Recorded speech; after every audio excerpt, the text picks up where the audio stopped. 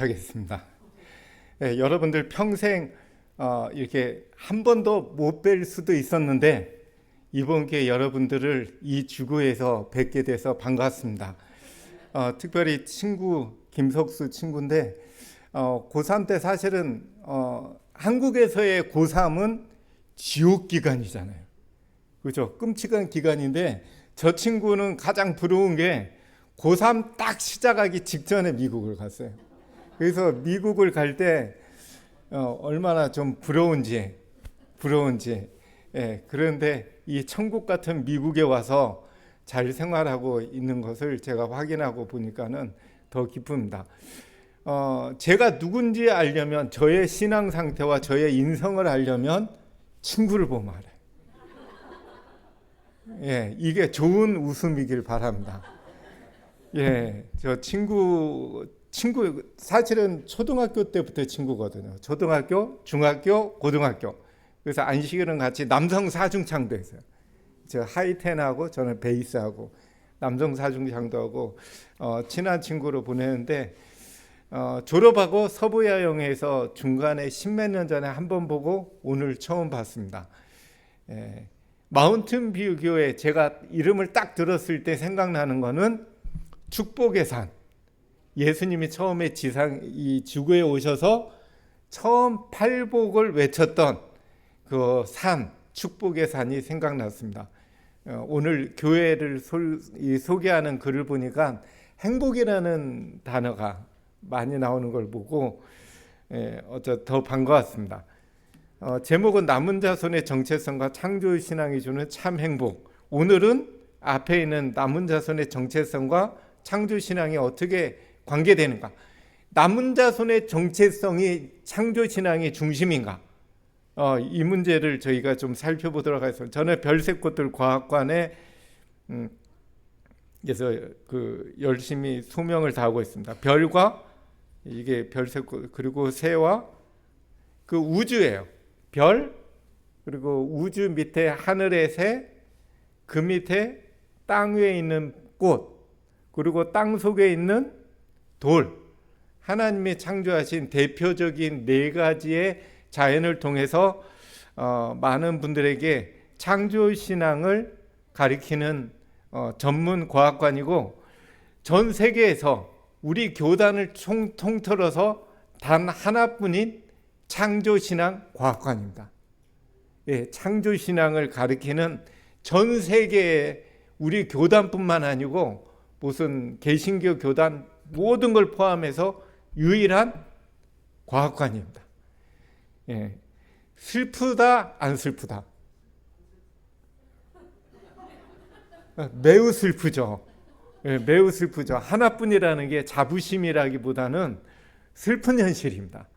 그래서 바라기는 이 캘리포니아, 특별히 여기 샌프란시스코는 보니까 새도 많고 별 보기 너무 좋고 너무 좋은 것 같아요. 그래서 이곳에서도 창조신앙을 외치는 그런 일들이 일어나기를 제가 간절히 기도하도록 하겠습니다. 창조신앙은 창조되었다는 믿음과 창조주 하나님에 관한 신뢰, 이 두 가지에 초점을 맺고 있고, 목표는 창조주 하나님의 형상을 회복할 수 있다. 회복하자.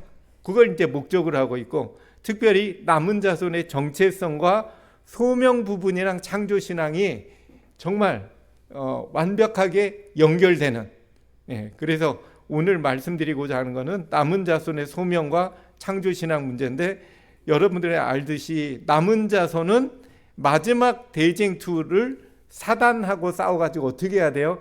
이겨야 돼요? 아니면은 져야 돼요? 완벽하게 이겨야 돼요? 아니면 대강 이겨야 돼요? 완벽하게 이겨야 되는데, 여러분들이 싸워서 이겨야 돼요? 아니면 딴 사람들이 이기는 거 같이 동참해야 돼요? 우리가 직접. 남은 자손의 정체성 문제는 하나님의 계명을 지키며 예수의 증거를 가진 자. 이것이 대표적인 정체성이잖아요. 그죠? 하나님의 계명을 지키는 자. 하나님의 계명을 지키는 자. 우리가 어떤 주제, 어떤 문제를 파악할 때 세 가지 질문을 해야 돼요. 세 가지 질문을 해야지 중심까지 들어갈 수가 있습니다. 어떤 질문이 있어요? 우리가 무엇, what, 그리고 왜, 그리고 어떻게, 세 가지 질문을 다 해야지 그게 나옵니다. 하나님의 계명을 지키는 자, 하나님의 계명을 지키는 자가 무엇일까? 그거를 간단히 아는 것보다 하나님의 계명을 그러면 왜 지켜야 되는가도 알아야 돼요. 그죠? 하나님의 계명을 이 시대에 왜 지켜야 되는지를 알아야 돼요. 왜 지켜야 되는지 목적과 그리고 동기를 확실히 알면 뭘 알 수가 있어요? 그러면 하나님의 계명을 어떻게 지켜야 되는가?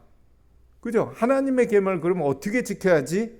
하는 것까지 가야지 비로소 하나님의 계명을 올바로 지키는 자가 돼요. 우리가 보통 생각할 때 우리가 무엇에서 생각이 많이 멈춰요. 무엇이냐에 멈추지 이 왜라고 하는 것까지는 잘 안 간다고 그래요, 사람들이. 그래서 우리는 오늘과 내일을 통해서 무엇도 중요하지만 우리가 무엇을 알아야지 그걸 통해서 왜로 갈 수 있고 왜를 알아야지 그럼 어떻게 하지가 나옵니다. 사실은 어떻게가 가장 중요하거든요. 우리가 하나님의 계명을 지키는 거다 하는 것보다 어떻게 구체적으로 지켜야 될까? 이게 정말 중요한 건 아닌가? 그래서 하나님의 계명을 지키는 자를 먼저 파악하기 위해서 하나님의 계명은 뭘까? 하나님의 계명을 지키는 자에서 하나님의 계명은 몇째 계명을 말하죠? 몇째 계명이요? 넷째 계명, 안식일을 지켜라. 그죠? 안식일을 지켜라. 근데 우리가 생각할 거는 하나님의 계명 그럴 때 일반적인 하나님의 계명과 특화된 하나님의 계명을 조금 구분해야 됩니다. 예를 들어서 십계명은 일반적인 계명이에요, 특별한 계명이에요? 일반적으로 어느 시대나 누구나 지켜야 될 하나님의 명령을 말할 때 일반적인 계명으로서의 십계명은 하나님의 계명입니다. 그렇지만 특별히 오늘 얘기한 하나님의 계명을 지키는 자에서는 거기서 하나님의 계명을 지키는 자, 남은 자손의 정체성은 마지막 시대를 향한 하나님의 특화된 명령이에요. 그죠? 마지막 시대에만 해당하는 명령입니다. 그 아담과 하와에게 있어서는 선악과를 따먹지 말라가 주어진 명령이었고, 노아 시대 때는 뭐가 명령이었어요? 어디 들어가라? 방주에 들어가라가 하나님의 간곡한 그 시대를 향한 뭐였어요? 부탁과 명령이었어요. 그걸 하나님의 특화된 계명과 명령과 부탁이라고 말합니다. 그러면 우리가 마지막 시대에 하나님의 특별한 계명이 안식일을 지켜라. 10계명 중에서 10계명 중에서 유독 넷째 계명이 마지막 시대를 향한 남은 자손이 꼭 지켜야 될 특별한 하나님의 계명이 되는 이유는 뭘까? 그걸 알아야죠. 왜 마지막 때 다니엘 시대도 아니고 그잖아요. 다니엘 시대도 아니고 그 신약 시대도 아니고 왜 마지막 시대 때 넷째 계명 안식일을 지키라가 하나님의 간곡한 명령이 될까?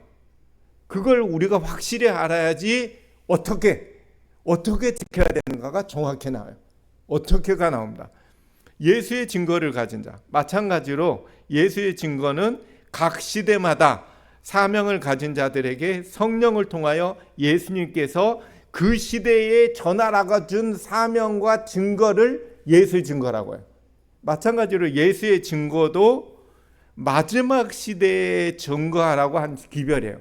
그러면 우리가 주목해야 될 게 뭡니까? 마지막 시대가 어떻길래 안식일 계명이 하나님의 명령이 될까? 그죠? 마지막 시대가 도대체 어떻길래? 마지막 시대를 우리가 알기 위해서는 계시록에 보면은 7교회가 나오죠. 에서, 버두, 사빌라 7교회가 나옵니다. 7교회는 뭘 말해요? 각 시대의 특징을 얘기해요. 그 시대가 어떤 시대냐? 종교개혁 시대냐? 종교암흑 시대냐? 어떤 시대냐를 나타나는 게 7교회예요. 그러면 마지막 라오디게아 교회 시대의 특징은 뭐다? 라오디게아의 특징을 한마디로 얘기하라면 뭡니까? 예?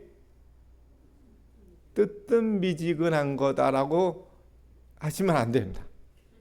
그거는 마지막 시대의 특징이 아니고 마지막 시대를 향한 그리스도인들의 태도를 얘기하는 거지, 마지막 시대가 어떻길래 안식일 계명이 하나님의 계명이 될까? 뜨뜻미지근한 거니까 안식일 계명이 명령이 될까요? 아니에요.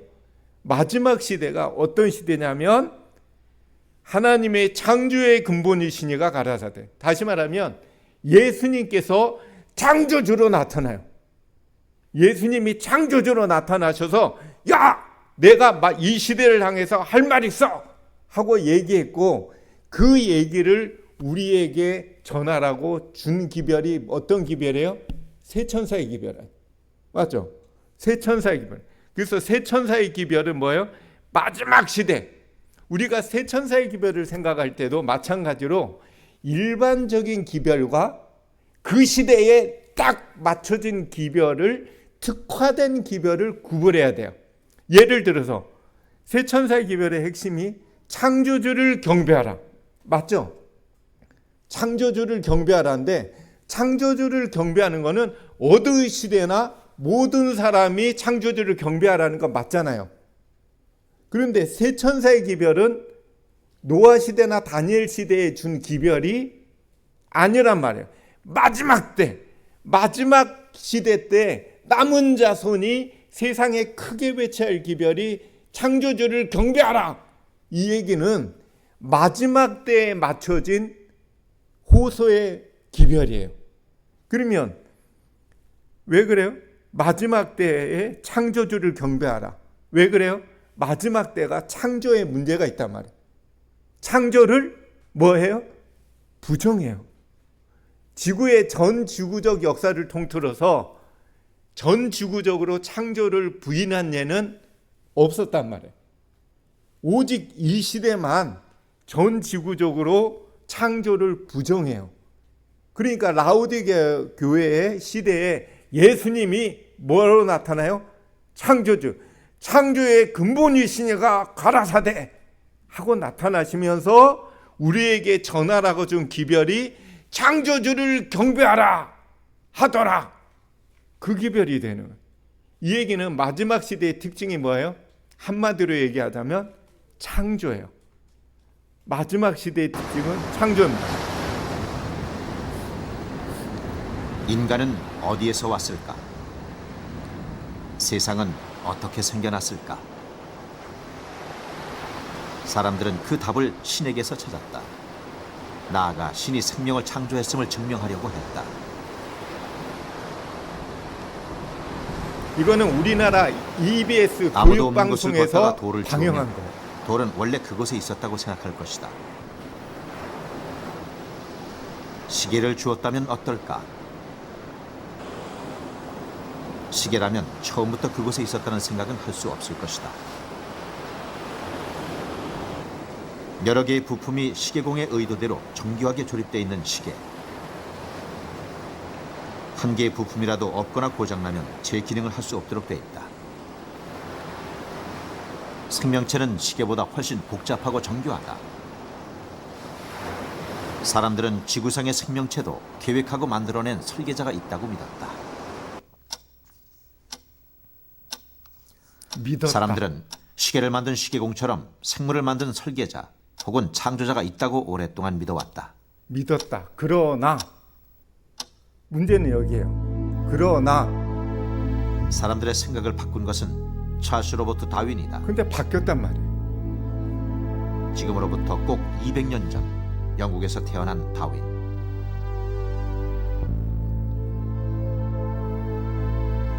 영국 자연사 박물관의 다윈 초상화에는 이런 글이 적혀 있다. 세상을 뒤엎을 만한 아이디어가 있는데 그 생각을 혼자만 간직하고 있겠는가? 이거는 2009년도에 2009년이 어떤 해였냐면 다윈의 탄생 200주년. 다윈의 종의 기원 발표 150주년을 기념해서 전 세계적으로 창조와 진화 문제가 획기적인 문제가 됐던 때입니다. 그걸 기념해서 우리나라 EBS 교육방송에서 3부작으로 창조와 진화 문제에 관한 다큐멘터리를 세계적인 전문가들을 다니면서 만들었어요. 그거 중에 일부입니다. 이 얘기는 뭐냐면 원래는 사람들이 창조됐다고 믿었다. 그런데 진화론이 나오면서 그것이 완벽하게 부정됐다. 바뀌었다는 얘기예요. 바뀌었다는 얘기예요. 우리는 바뀐 시대에 살고 있고 이것이 어떤 시대예요? 라오디게아 교회의 시대예요. 이런 시대에 예수님께서 뭐로 나타나요? 내가 창조했거든 하면서 창조의 근본이시니가 가라사대 하면서 창조주를 경배하게 하더라. 창조주를 부인하니까. 그러니까 이 시대가 마지막 시대라는 얘기예요. 이전의 사람들은 모든 생명은 신의 설계로 만들어진 것이라고 믿었다. 이거는 이전 얘기란, 요즘 얘기가 이제 아니란 얘기예요. 다윈은 생명과 자연에 대한 사람들의 생각을 획기적으로 바꿔놓았다. 바꿔버렸다는 얘기예요. 생명은 고정되어 있는 것이 아니라 계속해서 변한다. 단순한 것에서부터 복잡한 것으로 변화한다. 변하지 않는 것은 없다. 이게 굉장한 얘기 아니에요? 창조가 완전히 뒤집어진, 그죠? 그래서 남은 자손이 이 문제를 해결하라고 뭘 지켜야 돼요? 창조의 기념일, 창조주를 기억하고 창조를 확신하는 안식일을 반드시 지키라고 하나님의 마지막 때 호소하는 겁니다. 우리가 이런 왜를 알면 안식일을 이런 안타까움과 애절함과 아주 강렬하게 안식일을 어떻게 보내야 될까? 창조의 안식일로 보내야 돼요. 정말 그렇습니다. 그렇다면 하나님의 남은 자손은 창조론자다. OX 쉽죠? 하나님의 남은 자손은 반드시 창조론자다. OX 뭡니까? 오케이. 나는 남은 자손이다. 오, 자신 있나요? 그러면 여러분들은 고로 창조론자다. 100% 맞습니까? 여러분들 창조론자 100% 맞나요? 아니면 어떻게 할래요? 창조론자라고 하는 의미를 잘 알아야 됩니다. 예, 그러면 창조론자는 창조신앙을 가진 사람이에요. 그죠? 뇌 구조적으로. 창조신앙은 어떤 사람이냐면 창조사상, 정체성, 가치관, 세상을 보는 세계관이 어떻게 돼요? 사고방식, 생각하는 방식도 창조신앙을 하는 사람은 진화신앙이랑 달라요. 가치관도 달라요. 세계관도 달라요. 우리가 사고방식과 가치관과 세계관이 다시 말해 창조사상으로 된 사람이 바로 창조론자입니다. 그냥 단순히 믿어! 아니에요. 사고방식, 뇌가 그렇게 믿어야죠. 뇌가. 그러면 우리가 말로 할 게 아니고 이거는 증명해야죠. 여러분들의 뇌의 사고가 창조사상인지. 꽃은 왜 향기를 낼까? 벌과 나비를 뭐 하려고? 두 글자, 두 음절의 단어는 뭘까요? 적당하게 들어갈 단어는 벌과 나비를 뭐 하려고? 유인하려고. 진화론자예요. 이거는 완벽히 100% 진화론자가 보는 세계관이에요. 맞습니다. 이거는 100% 완벽히 진화론이지 창조론에서는 창조론자들은 초대로 봐요. 이걸 초대로 보지 유혹하나로 안 본단 말이에요. 유혹이라는 말은 뭐냐면 이기성을 가진 존재라는 얘기예요. 이기성이 자기를 위해서 뭔가 유혹해서 뭔가 이익을 취하기 위한 행동의 방식이 대표적인 방식이 유혹과 유인이에요. 그죠? 유인해가지고 좋은 걸 해줘요?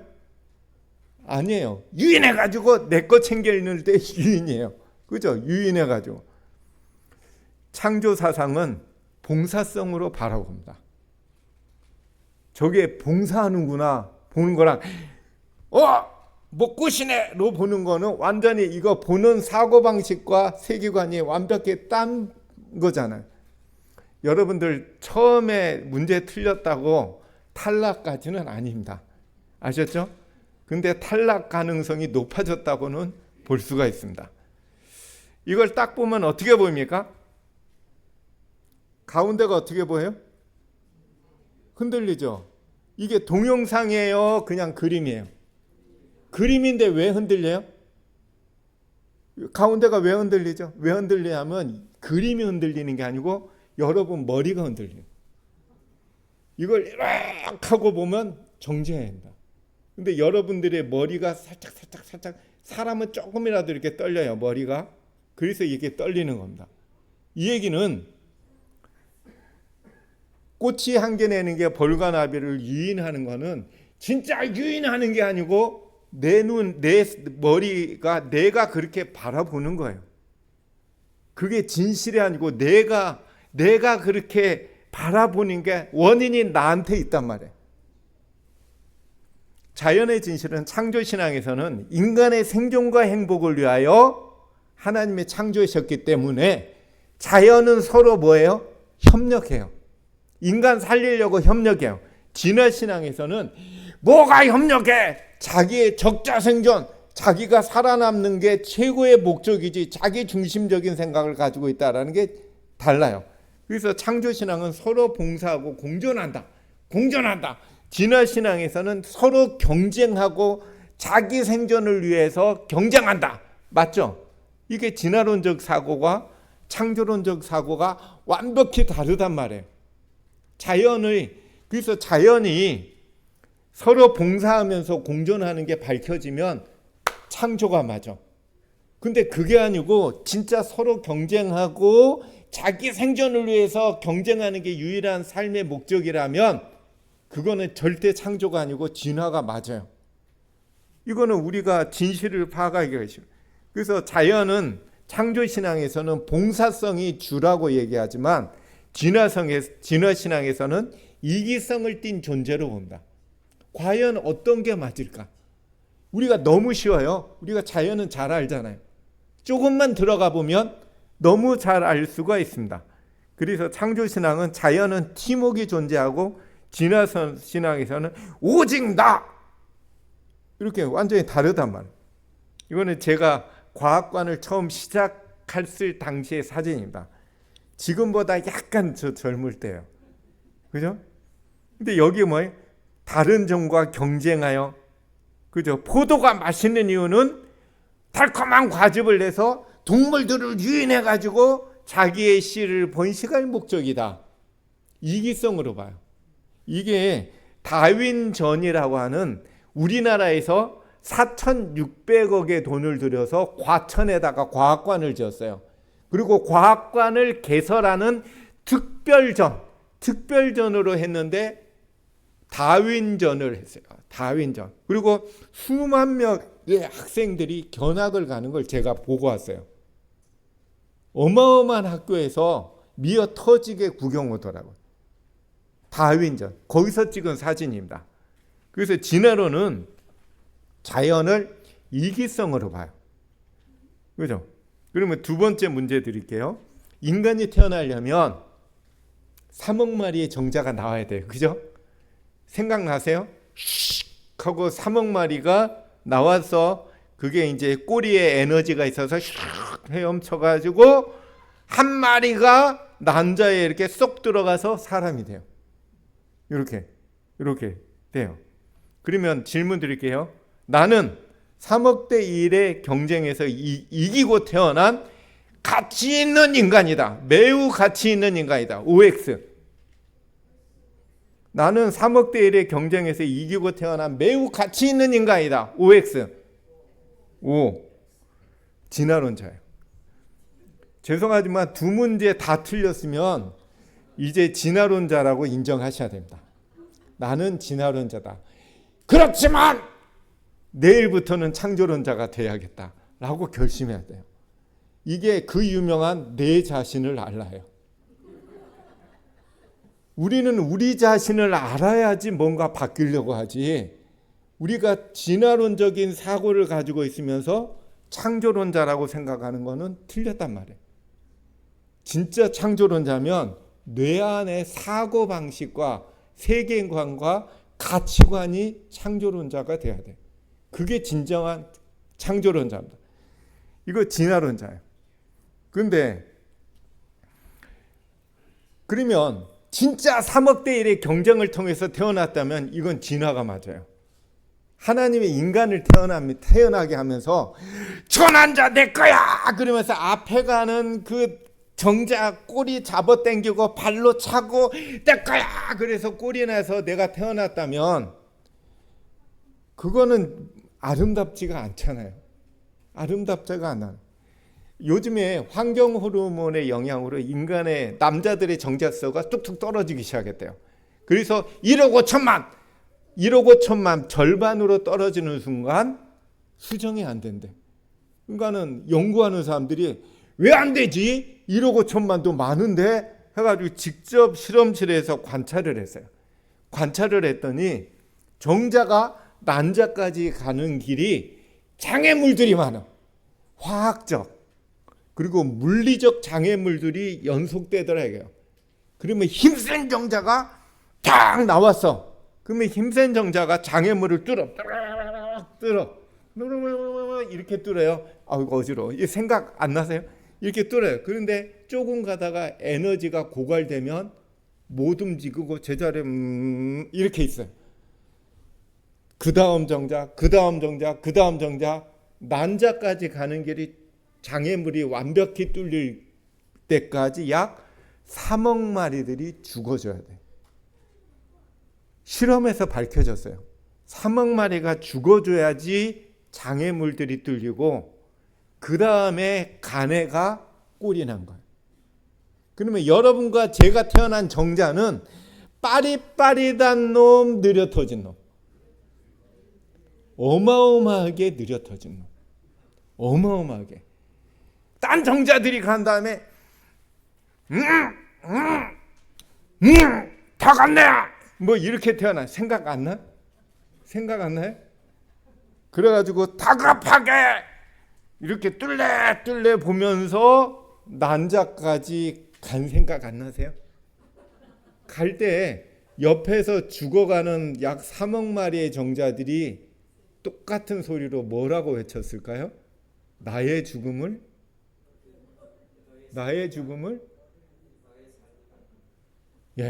나의 죽음을 헛되이 하지 말고 너는 진짜 가치 있는 가치의 규정이 경쟁에서 이겨도 가치 있는 인간 맞잖아요.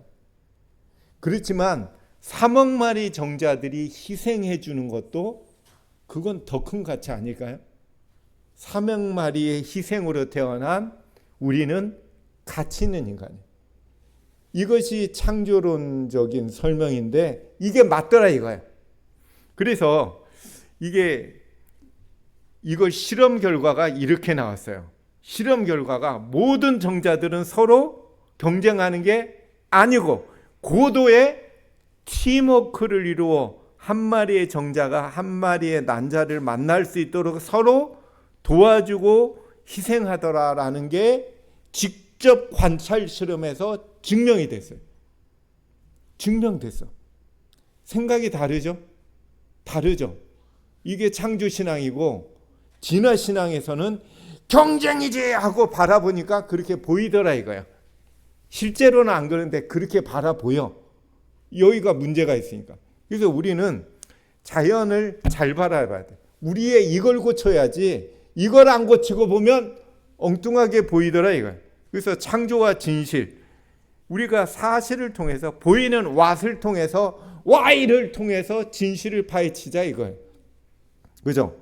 우리가 보이는 사실을 통해서 보이지 아니한 진실을 보는 걸 이걸 두 글자로 뭐라고 합니까? 두 글자로 안으로 시작하고 목으로 맞춰요. 예? 안목. 정확합니다. 이걸 안목이라고 해요. 안목 있네. 그러잖아요. 안목 있네. 뭐 그렇게. 우리는 안목이 있어야 됩니다. 그죠? 왜라는 질문을 통해서 우리가 안목을 파헤쳐요. 하나님께서는 사람을 매우 거룩하고 행복스럽게 창조하셨다. 오케이? 오케이. 행복하게. 그죠? 인간이 태어날 때 태어나기 전에 이 태어날 아기를 위하여 그죠? 준비하잖아요. 그리고 이 여성 보세요. 아직 안 태어났어요. 배가 불러간 거니까 애가 안 태어났는데 엄마 아빠 될 사람이 이 모비를 보고 웃어. 애가 없다면 어디 가야 돼요? 정신병원에 가야죠. 그죠? 그죠? 애가 없는데 이거 보고 웃고 있어, 어른이. 그러면 이건 문제가 있죠.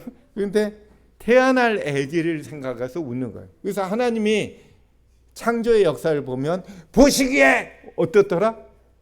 좋았더라. 그죠? 보시기에 좋았더라. 하나님은 천연계를 왜 창조했어요? 인간의 행복을 위하여. 인간을 행복을 위하여. 보시기에 심히 좋았더라. 그래서 특별히 오늘 저녁에는 그 많은 것 중에서 새를 좀 보도록 하겠습니다. 하나님께서는 아름다울 새를 창조하셨는데 왜 아름답고 새를 창조하셨냐면 우리가 행복하기를 원하시는 하나님의 갈망이 있대요.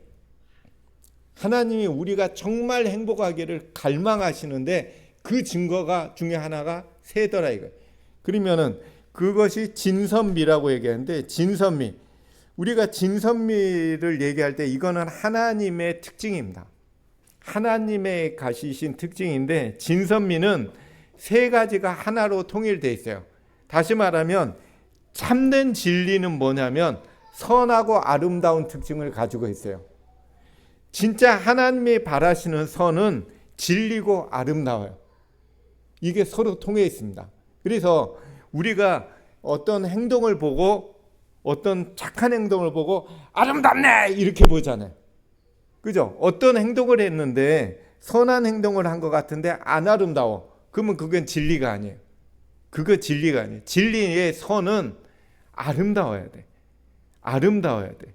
그래서 우리가 이 세 가지 특징을 새에서 볼 수가 있어요. 여기 어딜까요? 몽골이에요. 몽골 사막에 가서 제가 대원들이랑 가가지고 어디 모래 언덕에서 이렇게 좋아서 팔짝 뛰었어요.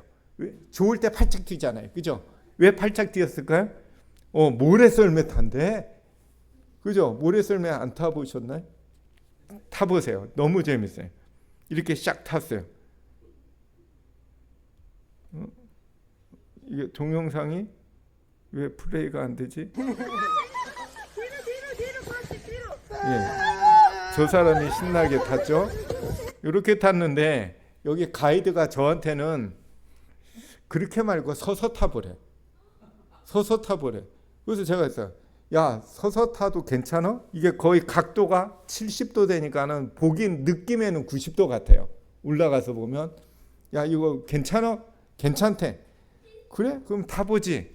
괜찮다는데 이 뒤에 쳐다보고 있잖아요.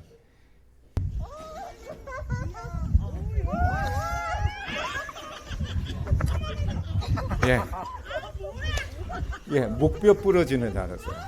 진짜 목뼈 부러지는 줄 알았습니다. 그런데 이 순간에 제가 생각한 단어가 있었어요. 어떤 단어를 생각했을까요?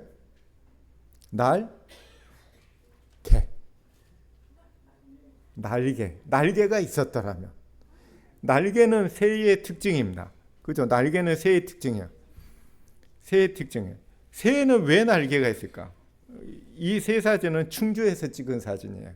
한국의 새입니다. 예. 요거는 전주에서 찍은 사진이에요. 근데 이 새들의 특징을 보면 날개가 있어요. 그죠? 날개가 있어요. 왜 날개가 있을까? 왜 창조신앙에서는 봉사하려고 날개를 달아줬다.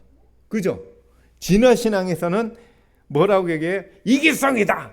자기 잘 묶고 잘 살 생각으로. 근데 예언의 신의 교육에 보면 공중에 나는 새는 뭐야? 봉사하고 있다. 봉사하고 있다.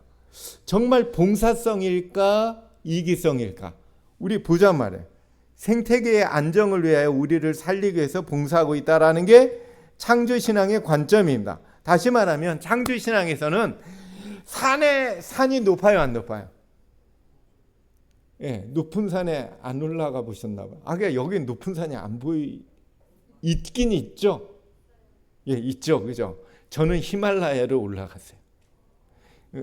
어쨌든지 산은 높아요. 높은 산에 이렇게 나무들이 굉장히 중요한데 나무들의 관리를 누가 주로 해줄까요? 새들이 해줘요. 나무들 씨앗을 누가 심어줄까요? 새들이 심어줘요. 새들이 입에다가 도토리 있죠. 어치는 도토리를 15개, 20개 정도를 넣어요. 근데 그거를 겨울을 위해서 이렇게 보관을 해줘요. 땅에 보관을 해주는데 희한하게 다 안 찾아 먹어. 진화론자들은 멍청하게 잊어버렸네 이렇게 보는 게 진화론자들의 관점이에요. 근데 창조론자들은 그렇게 하기로 하나님이 이미 창조하셨어요. 그래서 다 안 찾아 먹고 못 찾아 먹은 거 소위 말하면 거기서 싹이 나서 번식을 해요. 우리가 안 심어도 산에는 나무가 번식돼요. 희한하잖아요. 산에 있는 벌레들을 누가 관리해요? 새들이 주로 해줘요. 가지치기도 새들이 많이 해줘요. 그러면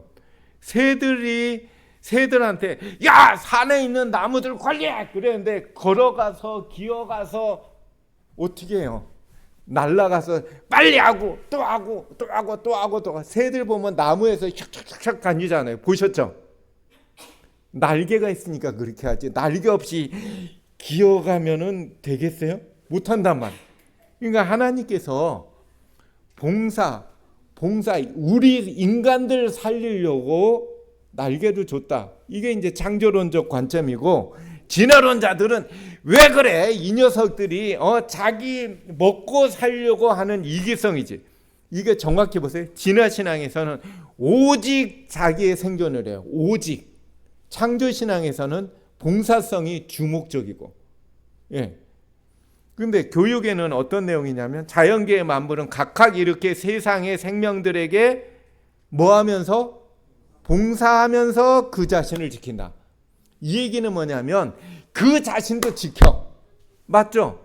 자기도 살아야 돼. 그래야지 살아야지 복도 봉사를 하지. 그냥 희생만 해버리면 싹 죽어버리잖아요. 그러니까 살아야 돼. 그렇지만 1번 주목적 메인이 뭐예요? 퍼스트가 봉사예요. 봉사하면서 자기도 살아남아지는 거예요. 이게 창조신앙이에요. 하면서 자기도 살아남아. 봉사하면서 자기도 살아.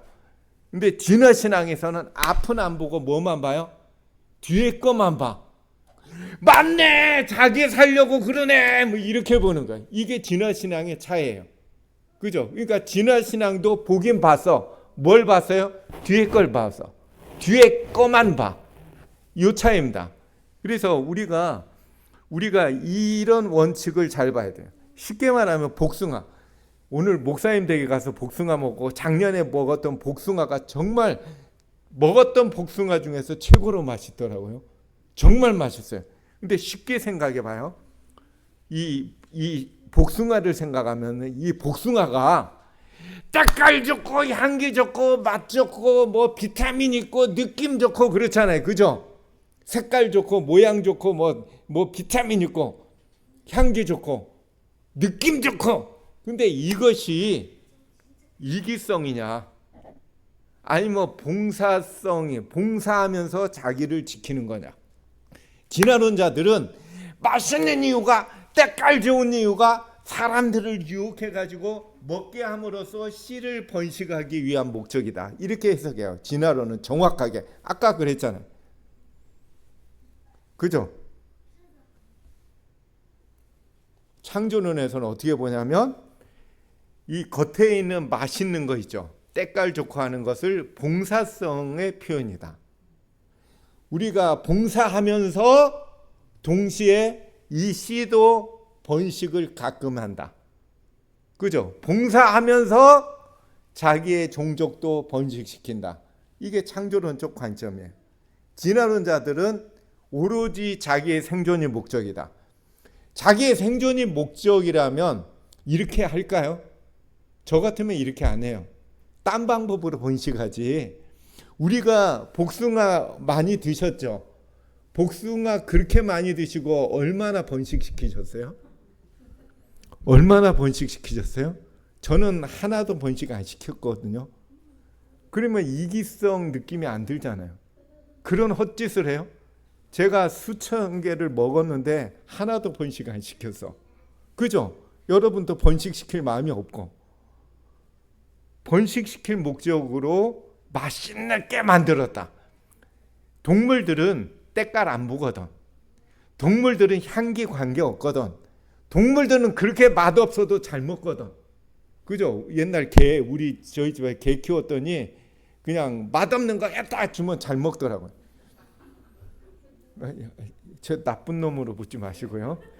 맛있는 것도 좋지만 어쨌거나 그죠? 이렇게 맛있고 향기 좋고 느낌 좋고 까기 좋고 까가지고 먹기 좋고 한 것이 봉사성이냐 이기성이냐 생각해 봐야 돼요. 인간을 배려한 봉사성이냐 아니면 진짜 이기성으로만 가득 찬 목적성이냐. 우리가 잘 생각해 봐요. 우리가 양심적으로 그죠? 양심적으로 새 분류는 겨울 철새, 여름 철새, 텃새, 나그네 새, 길 잃은 새 5분류로 나눕니다. 이 정도는 아시죠? 그 장로님 아시죠 이건?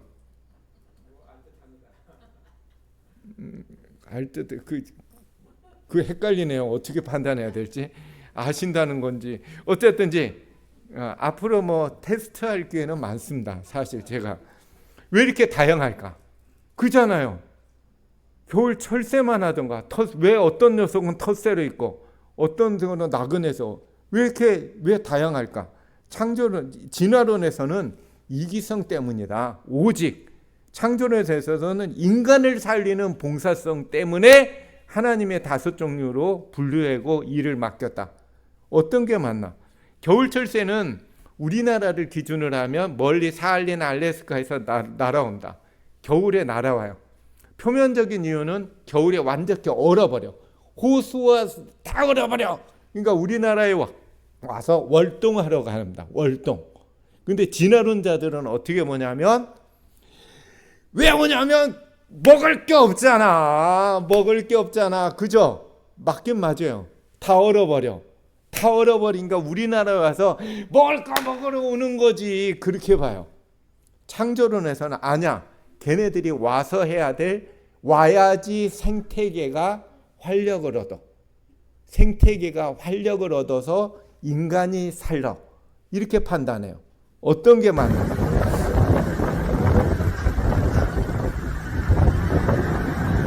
요거는 기록입니다.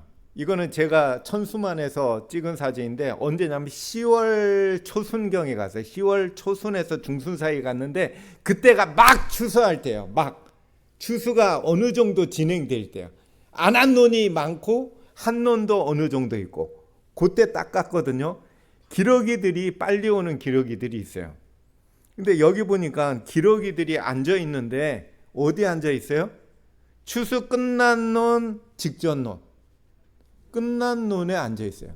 끝난 논에 앉아서 뭐 하고 있나 보니까는 땅 파고 나달 찾고 있어요. 한참 찾아가지고 하고 먹고 있고 고생하고 있더라고요. 그런데 제가 일부러 그날은 결심하고 1시간 이상을 관찰했어요. 뭘 관찰했냐면 얘네들이 추수 직전 옆에 연그른 논을 건드나 한 마리라도 여기 가가지고 먹나 봤어요. 있었게요, 없었게요? 한 마리도 안 건드려. 얘네들이 먹기 위해서 왔다. 진짜 진화론자들처럼 겨울철새가 먹으러 온 거야. 자기 살 목적으로. 그게 메인 목적으로 왔다면 여기에서 해쳐야 돼요? 아니면 바로 옆에 가서 슉 이렇게 해야 돼요? 이렇게 해야 돼요, 안 해야 돼요? 진화가 맞다면. 우리나라에 겨울철 새가 수백만 마리, 천만 마리가 옵니다. 약 한 200에서 300종의 겨울철 새가 어마어마하게 와요. 근데 걔네들이 메인 주 그룹이 언제 오냐면요, 주 겨울철 새가 언제 우리나라에 도착하냐면 우리나라의 추수, 과일 농사, 밭농사가 완벽히 끝난 11월 말 넘어서 가요. 완벽히 끝난 다음에 와요. 완벽히. 얘네들이 만일에 먹을 생각으로 온다면, 그제 먹는 게 목적이라면 언제 와야 돼요? 그죠? 10월 달에 막 어디 오곡백과 풍성할 때 와가지고 그냥 어디나 뭐 먹을 게, 이거 당연한 거 아니에요? 진화론이 맞다면 먹을 게 많을 때 와야지. 왜 완벽히 끝난 다음에 와가지고 막 그냥 그 안쓰러워요. 요즘에는 우리나라 기술이 발달해가지고 옛날에는 나달이 떨어졌거든요. 요즘에는 완전히 훑어요. 완벽히 훑어요. 그래가지고 먹을 게 없어가지고 막 헤매요. 이렇게 제가 새찍으로 논에 이렇게 가보면 불쌍한 표정이 뚜렷하게 나타나요. 먹을 게 없어. 저는 슬프게 얘기하는 건데 제가 재밌게 얘기했나요? 눈물을 뚝뚝 뭐 이런 애처롭게 봅니다. 사실 어쨌든지 겨울철 새가 겨울에 오는, 우리나라에 오는 주 메인 목적이 먹으러 오는 게 아니더라 이거예요. 확실합니다. 여름철 새도 마찬가지로. 근데 나그네 새라고 있어요. 여름철 새는 어디서 오냐면 저 아래쪽에 있어요. 뉴질랜드, 오스트리아, 동남아시아에서 우리나라에 와서 4월 달에 와서 5월 달에 알을 낳고 새끼를 부화해서 6, 7, 8, 9, 10 약 4달에서 5달 키워서 다시 날아가는 새가 여름철 새. 꾀꼬리라든가 우리나라에 와서 새끼를 칩니다. 걔네들은 틀림없이 그렇게 얘기해요. 그런데 나그네 새라고 있어. 나그네 새. 나그네 새는 영어로 패세지 마이그런트인데, 나그네 새는 여름철 새가 오는 데서 겨울철 새고는 시베리아, 알래스카까지 날아가요. 보통 철새의 2배를 날아가요. 어마어마한 거리를 날아가기 때문에 한 번에 날아가는 게 거의 불가능하기 때문에 딱 가운데인 우리나라가 딱 가운데예요.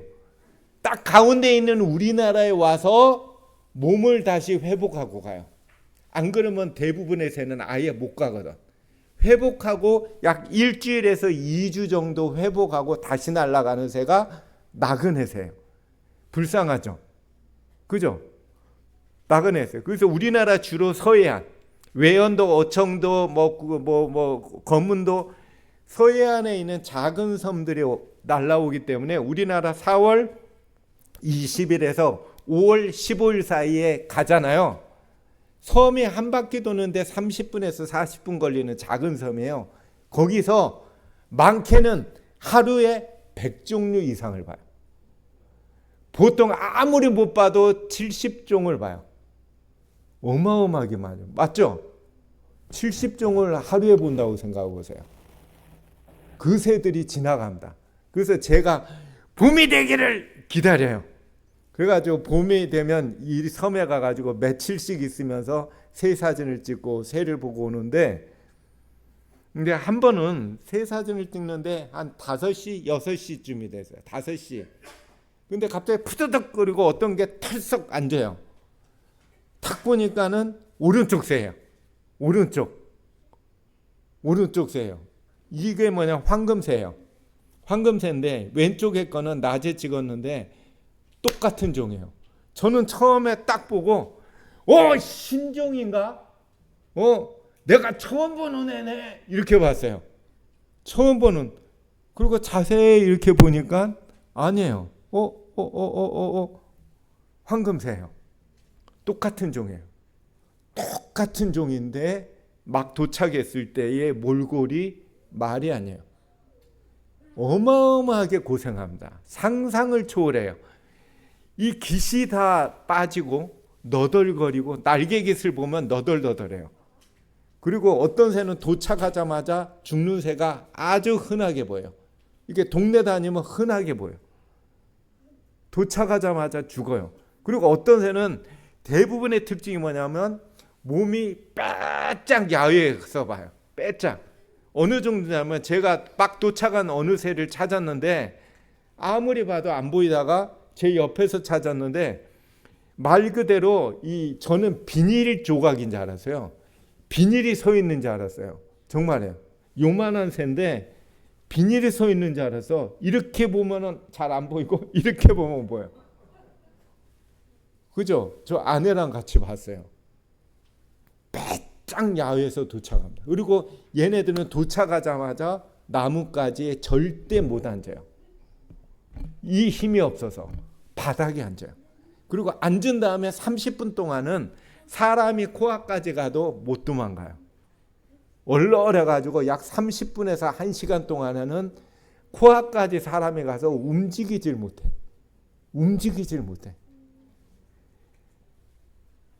그죠? 이기성 있는 애라면 설사 겨울 철새가 나지 2배를 왜 날아가냐 이거예요. 그죠? 2배를 왜 날아가겠어요? 그렇잖아요? 이렇게 죽어 있어요. 많은 새들이. 예. 그러니까 새들을 이렇게 소위 말하면 밴딩을 하고 GPS를 답니다. 요즘에. 저도 이 작업을 하는 걸 도와준 적이 있거든요. 몇 번. 근데 GPS를 하면 이동하는 게 보여요. 실시간으로 보입니다. 근데 큰 뒷부리 도요에다가 이렇게 실험을 해봤더니 2008년에 8일 동안 먹지도 쉬지도 않고 1만 킬로를 뉴질랜드부터 우리나라까지 이동해 왔어요. 8일 동안 자지도 먹지도 쉬지도 않고. 이기성이에요? 이 짓 하라면 우리 같으면 하겠냐고요. 근데 많은 새들이 바다에 떨어져 죽어요. 한국과 뉴질랜드 사이는 태평양 바다밖에 없어. 중간에 어떤 일이 일어나고 조금만 지치면 죽어요. 꼼짝. 그 짓 하겠냐고요. 1년에 2번씩. 안 합니다. 근데 2021년도에는 갱신이 됐어. 그죠? 약 9.3일 동안 점점 늘어나요. 이게 흑꼬리 도요라고 하는 도요새는 알래스카에서 호주의 태즈메니아까지 난스톱으로 움직여요. 지구의 지름보다 먼 거리를 가요. 이 짓 하려면 하겠냐고. 이게 이기성이냐 이거예요. 그죠? 11일 동안 먹지도 쉬지도 않고. 그죠? 근데 북극진 비갈매기는 하나님이 야, 너 북극하고 남극 관리해 그랬어. 우리라면 하겠냐 이거예요. 북극하고 남극 지구에 거의 2바퀴를 돌아야 된대. 1년에. 이걸 하겠냐고요. 예? 하겠냐고요. 철새들이 목숨 내놓고 이동해요. 이것이 이기성이냐 이거예요. 튼튼한 날개가 있어요. 이거 맞죠? 이거 같으면 튼튼한 날개 가지고 어떻게 해야 돼요? 이기성이라면 1년 내내 먹을 거 좋고 살기 좋은 거 찾아서 몰려갈 거 아니에요. 맞잖아요. 어디 가니까 좋다며 뭐 이렇게 그죠? 그렇게 하지 왜 이렇게 매년 고생하냐? 이게 진화예요? 이게 이기성이에요? 그죠? 약 0.2%만이 발견되고 있대요. 밴딩하는 것이 10몇 년 동안 관찰했더니 어마어마한 새가 죽어요. 텃새. 그죠? 이기성이냐? 참새 잘 알죠? 참새 아시죠? 여기서 혹 참새구이 드신 분은 손 안 드셔도 됩니다. 맛있었을 거예요. 예. 근데 참새가 꼬치구이 해 먹어도 인간 곁을 있어요. 그죠? 집 주위에. 맞죠? 여기도. 왜 있을까? 왜 있어요? 진화론자예요. 그죠? 뭔가 얻어먹을 게 있으니까. 이게 우리들의 관점이라면 이거는 철저하게 진화론적인 관점이에요. 하나님의 창조성은 뭐예요? 봉사할 목적이에요. 인간 살리려고. 근데 이게 우기면 아니에요. 진짜여야 되잖아. 맞죠? 진짜여야 돼. 그러면 진짜인지 볼까요? 그 전에 볼까요? 새들을 관찰해 보면 조생, 인생이 아니고 조생을 보면 제가 새를 많이 봤잖아요. 주로 먹거나 번식 딱 두 가지밖에 주로 안 해요. 놀거나 여행 안 다녀요. 그죠? 여행 안 다녀. 제비는 똑같은 곳만 와. 두루미도 똑같은 논에만 와요. 그죠? 똑같은 논에만 와요. 똑같은 곳은. 그러면 먹고 번식하는 게 봉사일까? 우리가 이런 관점에 내가 새라면, 저는 제가 새라면 만난 거 찾아서 다닐 것 같아. 근데 물수리를 보면 물고기만 먹어. 이게 좋아요? 예? 물소리, 물고기만 왜 먹어요? 딴 것도 좀 먹으면 좋은데 물고기만 먹어. 이기성이라면 물고기만 먹고 살까? 맹금류인데 참새도 먹고 새도 먹고 이것저것도 먹고 곡식도 먹고 과일도 먹고 하지 왜 물고기만 먹어? 물고기만. 이게 행복이에요? 사람하고 달라요. 독수리, 이거는 일주일도 안 된 기사예요. 독수리가 인도에서 독수리를 연구해 봤더니 독수리가 사라진 마을에서는 사람들이 꽤 많이 죽더라라는 게 밝혀졌어요. 독수리가 사라지니까 매년 50만 명의 인도 사람들이 죽더라. 근데 독수리는 주로 뭐 하는 거예요? 사체만 먹어. 여러분한테 사체 먹으라면 먹고 살겠어요? 사체만 먹고 살려고 그러면? 그죠? 이기성이에요. 근데 사체를 먹어 치우기 때문에 독수리가 없는 곳에 사체들이 있으면서 전염병이 돌아서 사람이 죽더라. 그래서 여기 쭉 기사를 읽어보니까는 뭐가냐면 독수리가 사체를 먹음으로써 인간의 생존이 보장되더라. 그 얘기가 나요. 그래서 독수리가 인간을 살리는 역할을 했구나. 그 얘기를 써놨어요. 그잖아요. 이기성이에요, 봉사성이에요. 물론 봉사하면서 자기의 생명도 지키는 거예요. 이기성만 가득 찼다면 딴 것도 먹지 시체만 먹고 살겠냐 이거예요. 아닙니다. 그죠? 다 썩은 거. 썩은 시체를 먹어요. 그것도. 그죠? 내가 새라면 튼튼한 날개로 멋진 거 보러 놀러 다니겠어요. 근데 새들은 안 그래요.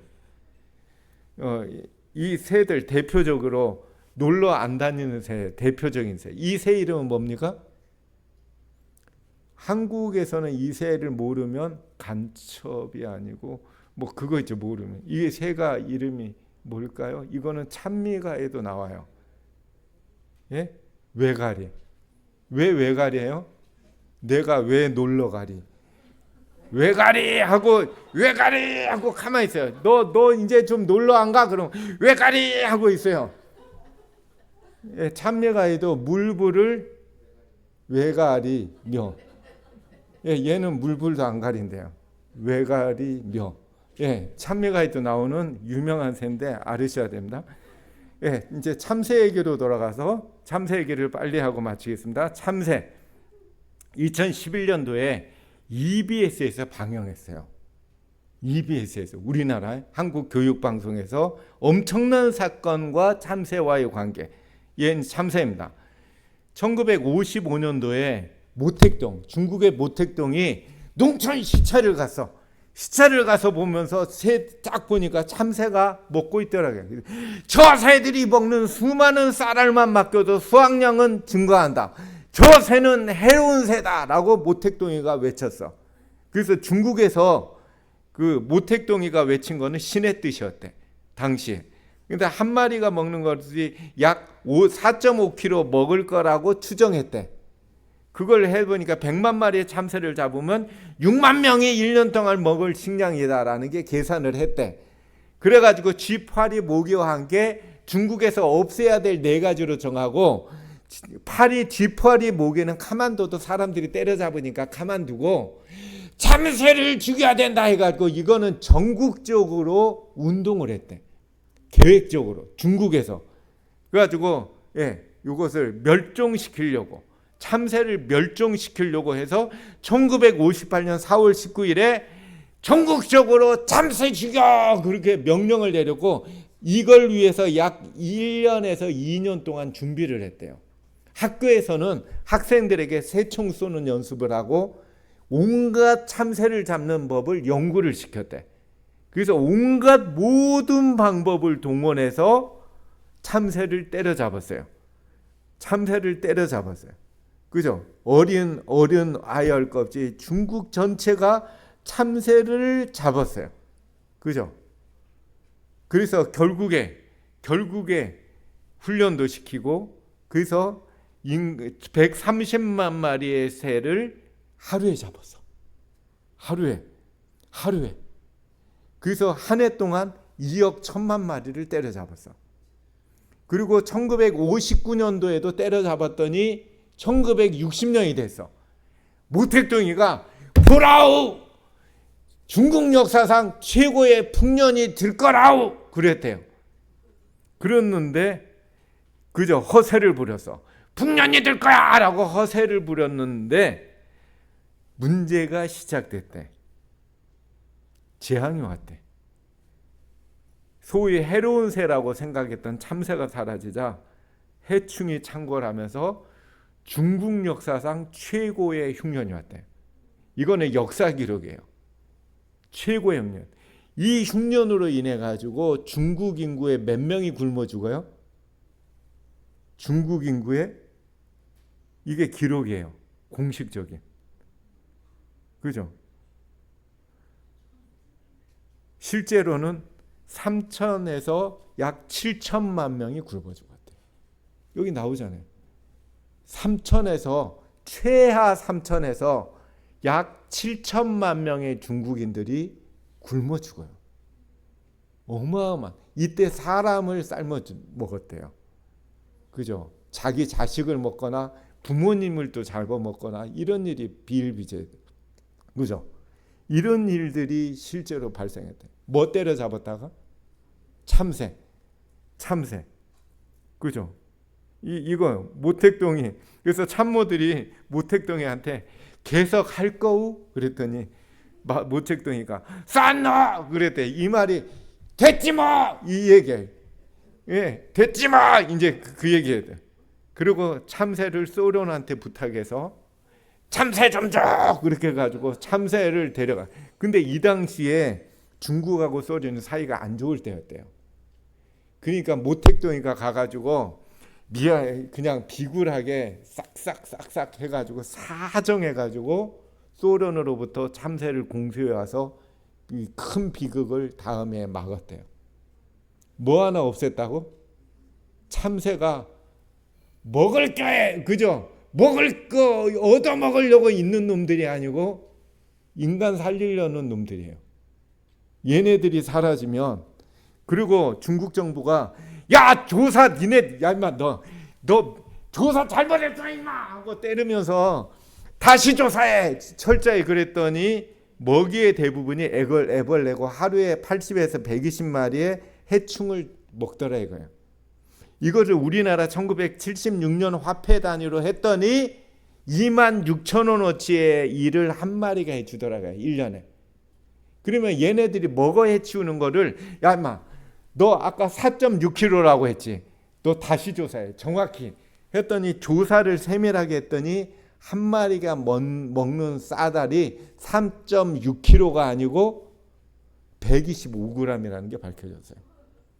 우리나라 화폐 단위로 28원.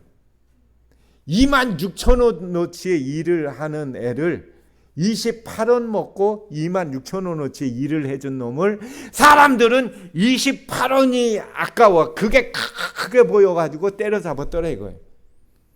그죠? 그래가지고 해로운 새 박멸 중단하고 보호종으로 등록했어. 이제는 반대로 허가 없이는 잡을 수 없는 보호종으로 등재시켰다라는 기록입니다. 모택동과 참새라고 검색어를 치면 여러분들이 알 수가 있습니다. 그래서 시간상 관계로 오늘은 여기까지 마치는데 어쨌든 여러분들이 생각할 거는 우리가 창조론자라고 하면서 우리 걸 몰라.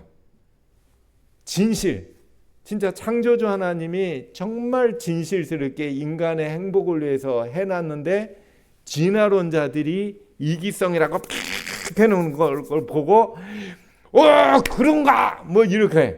그래가지고 뇌에 그렇게 봐.